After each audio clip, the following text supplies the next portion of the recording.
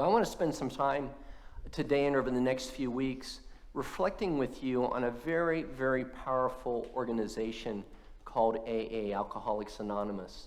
It's actually been around for a number of years, and some of you may know of its origin, some of you may not, but you're about to find out in the story I'm going to share. These series of messages are going to be entitled The Church in AA. Bill Wilson in 1955 gave credit to a Father Sam Shoemaker, an Episcopal priest in New York and Pittsburgh, credit as the co-founder of AA. When he shared, it was Father Sam that we absorbed most of the 12 steps of AA, steps that express the heart of AA's way of life. Dr. Silkworth gave us needed knowledge about the nature of our illness, but Father Sam gave us concrete knowledge of what we could do about it and passed on the spiritual keys by which we were liberated. The early AA got its ideas of self-examination, acknowledgement of character defects, restitution for harm done, and working with others straight from Father Sam and nowhere else. Father Shoemaker attended the celebration of the 20th anniversary of AA with 5,000 people in 1955. That's how long it's been around. This event inspired him to write What the Church Must Learn from Alcoholics Anonymous. And he begins with actually an opening challenge based on our second lesson today from 1 Corinthians 1:26, which is as follows. God chooses what is foolish in the world to shame the wise. God chose what is weak in the world to shame the strong. And here he's using this scripture to bring out the idea that a lot of times in our life, as we look at other people that may be broken, that may be weak, that may be struggling, that might be wrestling with an addiction, we feel like in our own lives, what could they possibly teach us? What could we possibly learn from them? We almost feel sometimes an aloofness from them, a betterment than them. And yet Father Sam reminds us is that God often uses what is weak and foolish to teach us and open our eyes to things that are important. So what is the first thing that the church needs to learn from AA according to Father Sam? Nobody gets anywhere till he recognizes a clearly defined need. Nobody gets anywhere till he recognizes a clearly defined need. You know, the reality in our lives is that we can be so busy and there's so much going on that we kind of just go through our day. I was just talking with somebody earlier before the service, and life just gets faster and faster, and we don't have a chance to really examine what's going on in our life. We don't really take time to reflect and ponder and consider what direction we're going in and what's happening with us. And that's a fatal mistake. And one of the most important things you and I can do is have a sense of clarity about our life, have a sense of what the deepest needs in our life are and what direction we need to go in as a result of that. Father Sam shares, these people do not come to AA to get better. They come because they are desperate. They are not looking for religion, but utterly desperate men and women in search of redemption. Without AA, death stares them in the face. With AA, there is life and hope for them. There are not a dozen ways or two ways. There is one way, and they find it or they perish. For each AA member has a desperate need, and they're ready to tell somebody what it is if their need can be met. Is there anything as definite for you and me who may not be alcoholics? If there is, I'm sure it lies in the conscious withholding of the truth about ourselves from God and one another, and in any pretense that we're already good Christians. There were no good Christians in the first church, only sinners. Peter and others were reminded of his betrayal in the hour that the cock crowed. James, stunned by the memory of the years of his stubborn resistance, warned, confess your faults to one another. One of the last places you can be candid about your faults is in the church. A bar, yes, but a church, no. I've tried both places. That was Father Sam. So, you know, that's interesting, isn't it? The church is supposed to be the place of confession. The church is supposed to be the place where you can at least find somebody that you can be vulnerable with and share your story with.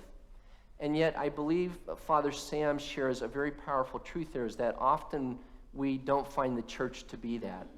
And a lot of times that's because of ourselves. We come to church, we have an idea of, at least an idea of what a Christian's supposed to look like. And so we can go through the motions, kind of go through what people might be looking for and make it through that time and then go out about the rest of our life as we really are. I mean, sometimes that's how we play church.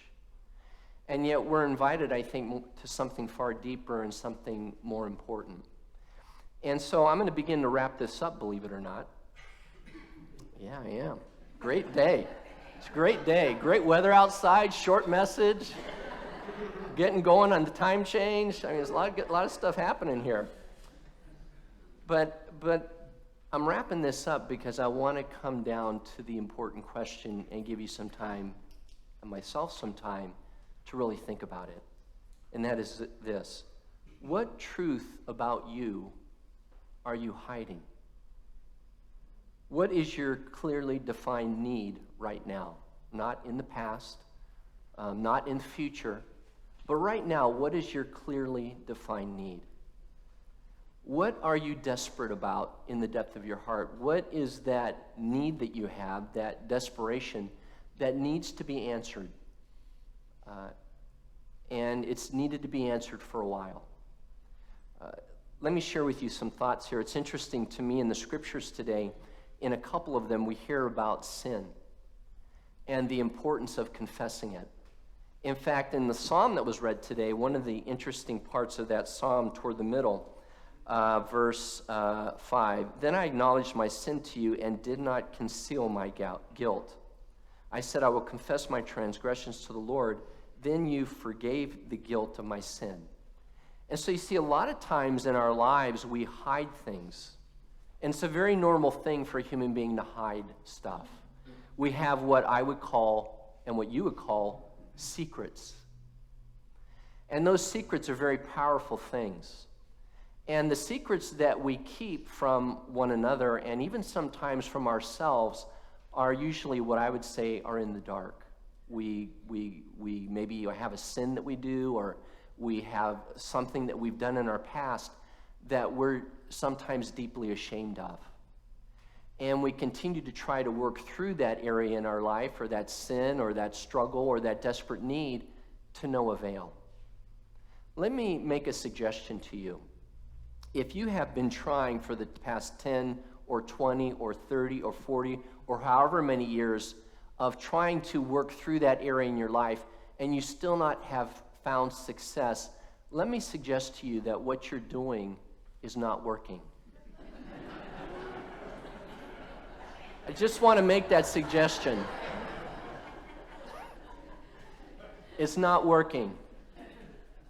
And I would suggest in this message today that you not wait till tomorrow, give it one more try. It's just not going to work because it's not working. And you can tell from the laughter here today, I hope you found that encouraging in the fact that you're not alone. All of us laughed about that because we have all been there, or we are there.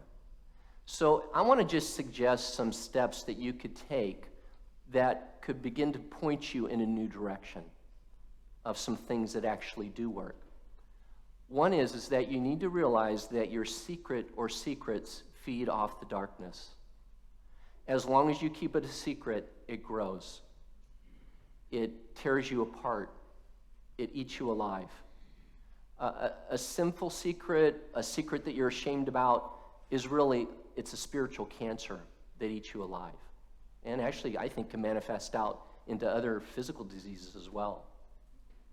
And so one of the most important things that you and I need to do with our secrets is the last thing in the world you want to do, and that is to share it with somebody. Oh, the quiet even became more quiet. So let me make some suggestions about that. I would suggest maybe you share it with somebody that has to keep their mouth shut, like a priest. We take a vow in terms of our ordination, and one of the things that we hold dear is that anything that's confessed to us, nobody will ever hear at all. And so you could come and share your confession with me if you'd like. And I've even said to some people, you may not want to share your confession with me, because some people haven't wanted to tell me their secrets because they're afraid about how I might look at them after that. I could never go to Father Joe and tell him about this. That's okay. It isn't about Father Joe. It's about you getting well and healed. So there are a number of churches here in the area that have confessionals. I believe they still hear confessions on a Saturday afternoon at some of these churches. You know the churches I'm talking about. You can go into this confessional box. There's a screen between you and the priest. They don't know who you are. You can share your confession and then do the prayers that the priest will give you. This is a way in which you can begin to bring the secret into the light. Another way in which you might be able to do it is maybe like people that have come to AA, maybe your first step is to begin to go to a 12-step group. We have all kinds of groups here. There's all kinds of groups throughout Naples. There's AA, there's OA, there's NA, Narcotics Anonymous, there's Sex Addicts Anonymous, there's Gamblers Anonymous. We have all kinds of anonymous all over the place. And it's anonymous because these group of people want to support one another in their recovery. That's why it's called an anonymous group. You know, another thing you can do is we actually have healing prayer teams here at St. John's. We have the Order of St. Luke. We are part of supporting Christian Healing Center. Now, one of the important things you need to know about these healing teams is they have confidentiality as well. They do not share with you or with anyone else after you've shared with them what you tell them. And just let me give you some tips here. If you don't want to go into detail about what you're feeling so guilty about, be general. Hey, I'm kind of struggling with anger, or I'm kind of struggling with gambling, or I'm kind of struggling with this. Although I will say the more specific you get, the better, because there'll be a greater extent of healing. But if you need to be general, that's fine. But one of the things we sometimes need is we need somebody praying for us that we might break free from the chains that bind us. And if you've been struggling with something for 10, 20, 30, 40 years, again, let me make a suggestion. You're probably chained up. You got a monkey on your back that just will not let go, and you need somebody else to help you out, and you're not alone in that. There's no reason to be ashamed of that. There's no reason to feel bad about that. Get help. Be wise enough to seek out some help. And so as you and I begin to move in that new direction, there can be a breakthrough. I'm going to make one other suggestion. We just are getting done with the 40 days of love. And during that time for me, I kind of, part of my fasting was to abstain from media. I didn't do it completely, but I did it a lot more time for prayer, a lot more time reflection, singing, stuff like that. And for me, that's been healing. And it's specifically been healing in an area that I've struggled with. And so what happens is that you begin to build a new pattern, a new habit. It usually takes about 2 weeks. And if you would pray for me as I pray for you, that we can continue in patterns of light and of love and of holiness and of purity and grace and mercy, and begin to move away from the patterns of darkness, it's going to be an exciting time for us during this season. And so I want to be an encouragement to you here this morning. I want to be an encouragement to you here this morning, and to hear what Father Sam is sharing with us today, a voice from the past that is timeless. Nobody gets anywhere till they recognize a clearly defined need. And I ask you and me this morning, what is that need in your life? What is that need that you need to break free from? What is that darkness you need to come away from? What is that thing that God has been speaking to you about over and over again, your conscience has been convicting you about? And what direction in the light do you and I need to begin to walk in? There is grace here today for that. There is mercy here today for that. You don't have to go to the bar later on to really tell somebody your story. You can begin to share with the Lord in your heart your story, and then, like I challenged you in this message, Don't do what you've always done. Insanity is continuing to do the same thing and expecting a different result. I'm calling us, the Holy Spirit of God is calling us to sanity, to truth, to liberation, to light, to his love.